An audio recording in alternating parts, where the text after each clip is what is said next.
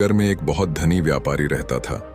उसके पास इतना धन था कि अपने रहने के लिए उस व्यापारी ने कई महल नुमा घर बना रखे थे। सेठ की सेवा के लिए उसके पास कई नौकर चाकर और कई तरह की सुख सुविधाएं थीं। यदि सेठ को एक महल से दूसरे महल तक जाना होता तो वह घोड़े पर चढ़ करके जाता था।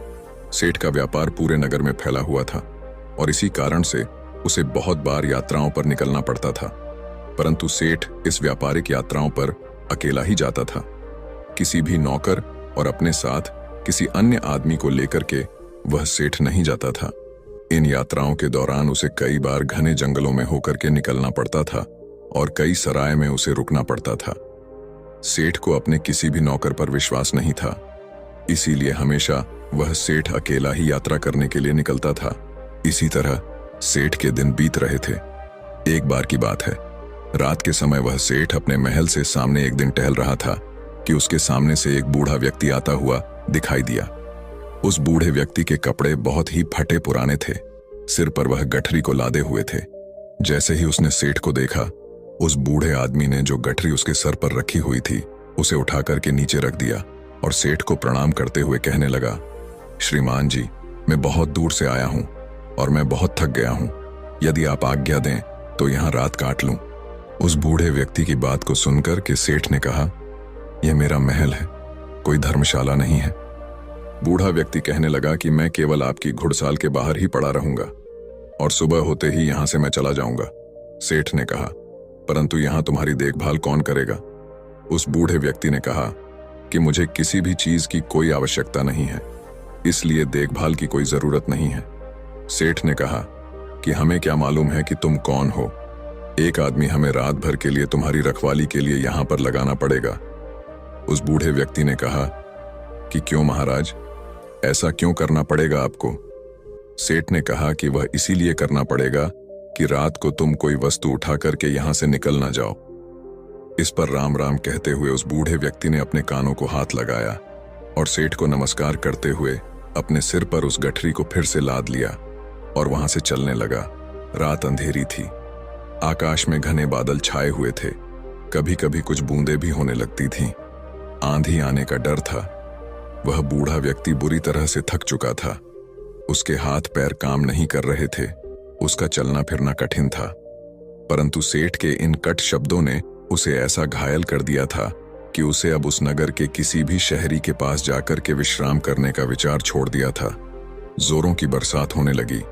जिस तरह रात का अंधकार बढ़ता जा रहा था, उसी तरह से बूढ़ा आदमी भी अपने सर पर गठरी को लादे हुए आगे चला जा रहा था। समय बीतता गया। कुछ दिनों के बाद वह सेठ अपने मित्रों और अन्य सेवकों के साथ एक दिन शिकार खेलने के लिए जंगल में निकल पड़ा। शिकार खेलते समय उसे अपना घोड़ा एक हिरण के पीछे उसने लगा दिया।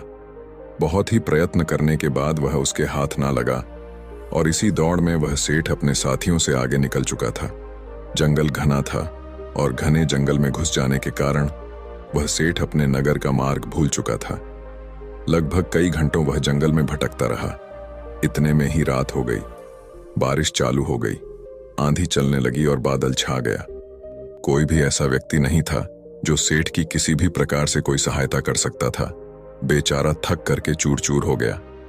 जब उसे कोई रास्ता नजर नहीं आया तो वह एक वृक्ष के नीचे बैठ गया। आंधी इतनी जोरों से बढ़ने लगी कि जंगल के जो वृक्ष थे वह सब टूट टूट करके गिरने लगे। आंधी के कारण अंधेरा बढ़ने लगा। हाथ को हाथ नहीं दिखाई दे रहा था। प्रकृति के इस प्रकोप से घबरा करके सेठ का जो घोड़ा था वह अपने बचाव के लिए इधर उधर भागने लगा। घोड़े का मालिक इतना थक चुका था कि उसे होश नहीं था। थोड़ी देर के बाद आंधी जब कुछ कम पड़, थोड़ी थोड़ी बरसात होने से चारों ओर जो फैली हुई धुल थी वह बैठ चुकी थी। आकाश को साफ हो गया था।